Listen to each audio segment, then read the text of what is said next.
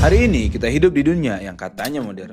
Teknologi berkembang, informasi mengalir cepat, namun rasa takut masih sama seperti ribuan tahun yang lalu.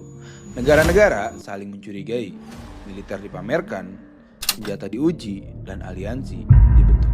Hari ini kita menyebutnya dengan stabilitas global. Tapi jauh di balik itu semua, kita tahu dunia sedang menahan napas. 8 abad yang lalu, manusia pernah mengalami ketakutan yang tidak datang dari layar televisi, tidak juga dari pidato seorang pemimpin, dan tidak dari pemberitahuan secara resmi. Dan saat disadari, semuanya sudah terlambat. Dunia hanya mengenal satu kata untuk menggambarkannya: Mongol. Selamat datang di konten ngasih tahu. Yuk cari tahu, biar tahu.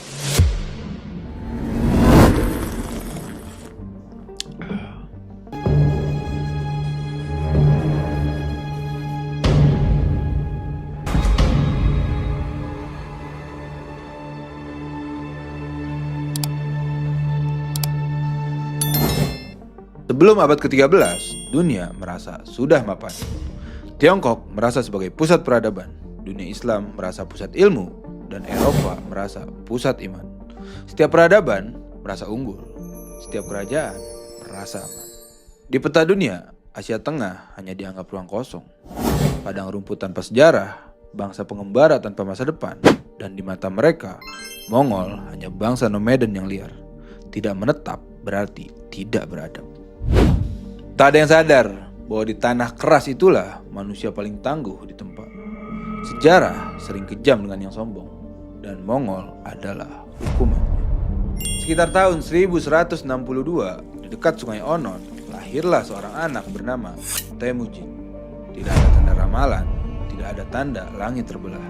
Ia lahir di tengah suku brutal, dan kekuasaan ditentukan oleh siapa yang paling kuat, bukan siapa yang paling benar.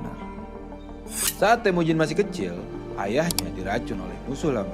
Kematian itu bukan hanya kehilangan ayah, tapi sekaligus hukuman sosial. Klan mereka dibuang, harta dirampas, dan mereka ditinggalkan untuk mati. Ibunya mengajarkan satu hal penting: bertahan hidup bukan pilihan, tapi keharusan. Di usia ketika anak lain bermain, Temujin belajar membunuh untuk bertahan, belajar membaca wajah manusia, belajar siapa yang bisa dipercaya dan siapa yang akan menusuk dari belakang. Temujin tumbuh di dunia yang tidak mengenal belas kasihan. Dia dikhianati, ditangkap, dan diperbudak dengan kayu borgol di leher sebagai tanda penghinaan. Namun, ia berhasil kabur. Pelarian itu bukan hanya kebebasan, melainkan kelahiran kembali. Temujin tidak melupakan satupun rasa sakitnya. Ia menyimpannya dan menjadikannya bahan bakar.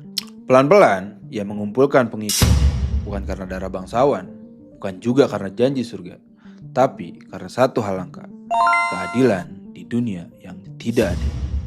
Temujin mengangkat pemimpin karena kemampuan, bukan keturunan. Ia memberi makan yang setia, menghukum yang berkhianat, dan mengangkat yang pantas. Di dunia suku, ini adalah sebuah revolusi besar. Pada tahun 1206 Masehi, seluruh bangsa Mongol berkumpul. Tidak ada istana, tidak ada mahkota, hanya padang rumput dan manusia-manusia yang siap mati hanya demi satu pemimpin. Di sanalah Temujin dinobatkan sebagai Genghis Khan.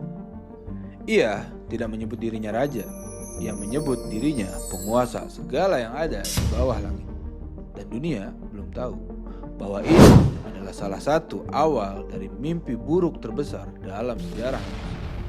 Genghis Khan tidak membangun kota, ia membangun gerakan. Setiap prajurit Mongol tumbuh bersama kuda, memanah sambil berlari, dan tidur di salju tanpa keluhan.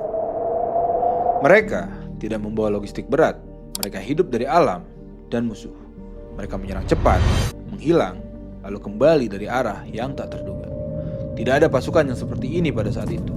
Kerajaan-kerajaan mapan terlalu percaya diri, padahal mereka lambat dan kaku. Tahun 1218 Masehi, dunia melakukan kesalahan besar. Utusan Mongol dibunuh oleh Kekaisaran Khwarezmia. Bagi dunia lain, itu mungkin hanya urusan diplomasi, tapi bagi Genghis Khan, itu merupakan penghinaan tertinggi. Akhirnya, pada tahun 1219, Mongol pun bergerak. Ini tak biasa, tapi balasan total. Dalam waktu 2 tahun, kerajaan besar di Asia Tengah itu pun lenyap.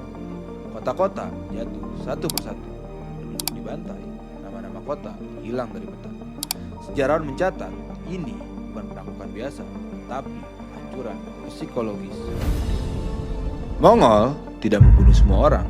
Mereka selalu menyiksakan saksi, bukan karena iba, tapi agar cerita berjalan lebih cepat daripada kuda mereka. Cerita tentang kota yang jatuh, tentang perlawanan yang sia-sia, dan tentang pembantaian total. Dan hasilnya, banyak kota menyerah tanpa perang. Gerbang dibuka, peti dikirim, raja berlutut, dan ketakutan terhadap Mongol menjadi bahasa universal. Setelah Genghis Khan wafat, penaklukan tidak berakhir, justru semakin brutal. Rusia hancur, Eropa Timur gemetar, dan Tiongkok runtuh secara perlahan. Puncaknya pada tahun 1258, Baghdad jatuh. Jatuhnya Baghdad mengakhiri kejayaan Abbasiyah dan mengguncang dunia ilmu.